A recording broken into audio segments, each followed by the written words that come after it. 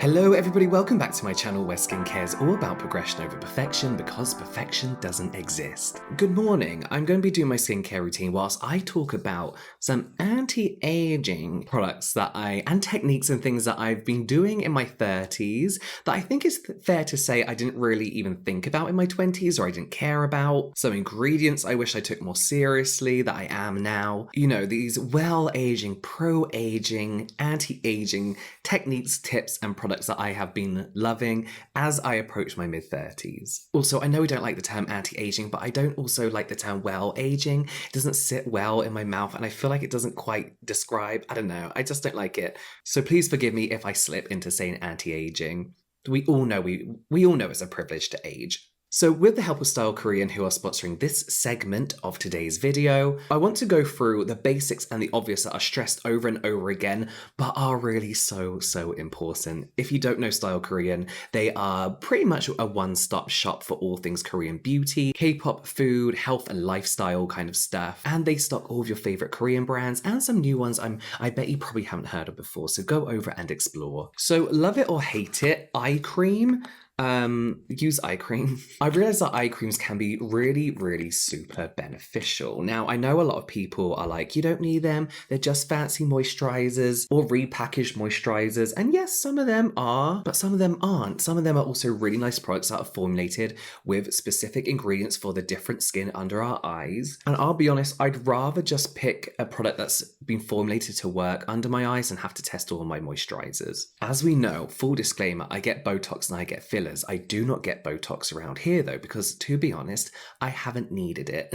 And also, I do kind of like the look of crow's feet. I think they're kind of nice. I think it's nice to see expression around the eyes. But I have started to religiously use eye cream because I like the way it plumps out under the eyes in a nice way, gives it more volume. The way it also helps with the texture that I sometimes get under the eyes, like that chickeny kind of skin, completely goes when I really commit to an eye cream. This one from Hamish, this is their Marine Care Eye Cream. It really caught my eye because of a few key ingredients. Hydrating ingredients, of course, to help plump that skin and keep it hydrated. Antioxidants to help fight free radical damage. Niacinamide for tone, but also peptides as well, which I'm going to be talking about a little bit later. But to put it very simply, peptides can supposedly help with collagen and elastin production. Really concentrating on those fine lines as well. But I really have noticed a difference using an eye cream versus just a moisturizer that I hope works well under my eyes. Retinol, boring, we all know it, but important. I don't necessarily love it, but I have started dedicating myself to using it more. And I feel like as I get further into going into my 40s, I will have to take it a bit more seriously, being one of the only proven by science ingredients to help with the signs of premature aging. When I do use retinol, I like to use it in like a cream form or like a creamy serum form or with an oil. And I've talked about this one before, the COSRX 0.5 retinol. This is a great starter retinol that counteracts that kind of like dryness that you may experience with first time retinol users using squalane. And I also find that retinol in an oil or a moisturizer in general just feels a lot gentler on the skin. And I do find in general, retinols from Korea seem to be gentler. They're not as potent, but they do seem to be a lot gentler. And I think now they are kind of like investing more in retinols. Innisfree do a really good one you can get on Style Korean as well, which is very nice and gentle. Again, a great beginner retinol. And of course, sunscreen. We've mentioned this before, everyone talks about it, but there is no point using any products or any anti-aging products, cosmetic treatments, light therapies, all this kind of stuff, if you aren't using sunscreen, because you go out in the sun and you can reverse all of that within an instant. But we all know about free radical damage, breaking down of collagen and elastin. If anti-aging is a key concern of yours, or premature aging is a key concern of yours, then just wear sunscreen if it's the one thing you do. And remember to reapply. I love a sunscreen like the Tokubo sunscreen because it's watery, it's lightweight, it feels like a normal sunscreen, it doesn't feel like I'm wearing a sunscreen, it's easy to apply throughout the day because you don't have to be staring in a mirror in order to reapply it because it's so lightweight and sinks in so quickly and so perfectly. In a non-greasy way, find yourself a sunscreen you love and love to reapply. Switch out with your moisturizer if you want a simple routine. So thank you again to Style Korean for sponsoring this segment of today's today's video. You can check out all these products linked in the description box down below and the link to Style Korean as well. Okay, so let's talk about peptides, because whilst I don't know a lot about peptides, I'll be honest with you, they are still kind of new to me. I remember they used to be very popular back in the day, kind of like when my mum used to work for Avon. I remember peptides being a thing, and then they kind of disappeared, and I feel like it's because not a lot of people took them seriously. I feel like they used to break a lot of people out. They weren't very nicely formulated.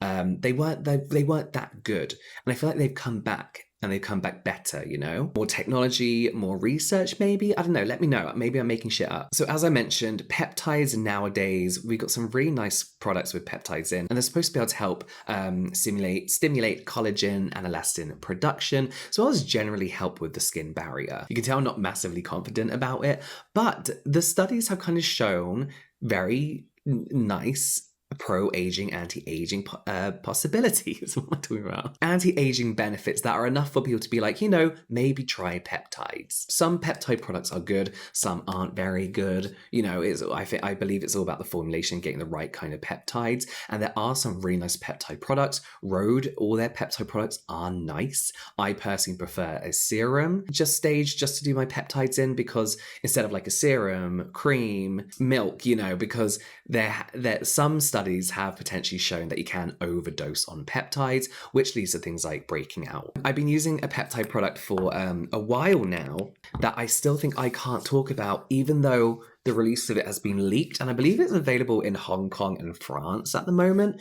But this is such a nice peptide serum that I'm actually more than halfway through. And once the product is officially released, I'll pin a comment just saying the product name. You probably know already, to be fair. And as a serum alone, this is like a really nice, beautifully hydrating serum that's not like overly dewy or greasy, but it just makes my skin feel really, really nice. Now, as I mentioned, I've got Botox and filler. I get some filler up here. I get filler in my chin, in my jawline, in my nose, and Botox in my forehead. So the key areas I'm kind of looking at for this, even though, you know, the filler isn't so big, it's like stretching my skin and making it taut. The area here is probably the only area that's probably not affected by anything in my face. And I have noticed like a bounce back, a much better bounce back of my skin, but I don't really know yet. It's only been like a month, 3 weeks, so I've got a long way to go with peptides.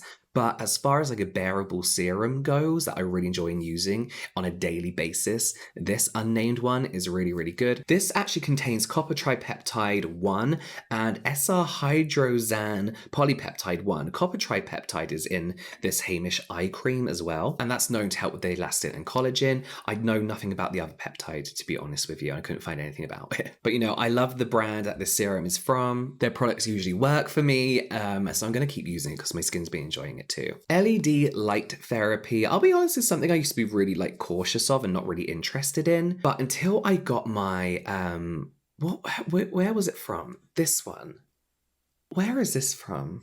Until I saw the results and the things this could do for my rosacea, I didn't really have much faith in LED therapy for anti-aging. And whilst I do use a silly expensive one, you can get really nice LED face masks that work the more you use them over time, you know, with consistent use. So red light, supposedly, with very consistent use and whilst you're only using it, can help with the production of collagen and help reduce the appearance of fine lines and wrinkles. And again, it's something I've been seeing amazing results with for my rosacea, so I need to dedicate myself to 3 to 4 times a week. When I was doing it like every other day for like a month, the differences were so good, but I kind of got lazy because I can only do it at night and I fall asleep under it, and sometimes I can't afford to fall asleep that quick for some reason. I don't know, but it's something I'm going to dedicate my time to and keep using going forward, just hoping that the anti-aging results are as good as the rosacea results, and maybe, you know, I won't be seeing any fine lines and wrinkles with my Botox still, you know, around areas where I don't get it. But here's the issue, is you have to be consistent. You have to dedicate yourself to it, and sometimes it's hard to, because I know a lot of these masks have eye holes in, but I really do feel like you need to shut your eyes while you have these massive lights in your face. And some LED masks are crap, some are really, really good. I really recommend the Dr. Lee channel because they have a video, I think it's just one video dedicated to the best and worst LED devices. Botox. Let's just talk about Botox. If you can't afford Botox, don't get it. If you can, I would recommend it. See a professional, don't just go to anyone who can carry a needle. But Botox has been amazing at not only helping reduce fine lines in my forehead. I used to have very heavy ones here. You still kind of see them. When I do that, I need to get more. But kind of like preventing them getting worse, much worse. For as long as I can afford Botox, I will continue to get it until I'm happy just to look my age, I guess. Okay, antioxidants. I hate vitamin C serums, but they are the most effective form of antioxidants, and antioxidants we know helps fight free radical damage from the sun, so works great in partnership with your sunscreen. Whether I like it or not, simply applying a vitamin C serum in the same routine as my sunscreen is going to do my skin so many favors. My mind is, I always say this every time I talk about vitamin C, but my mind is stuck in the days of old stingy vitamin C serums that smelled like hot dog water and metal. I used to get really stingy skin and little red bumps, but there are amazing vitamin C serums around nowadays. Glow Recipe, Naturium, Summer Fridays, Peach and Lily. And whilst I don't find vitamin C serums amazingly good at reducing dark spots, evening out skin tone, I cannot deny their antioxidant effects. So there we have it. I feel like I don't need to do any more than that. I feel like if I dedicate to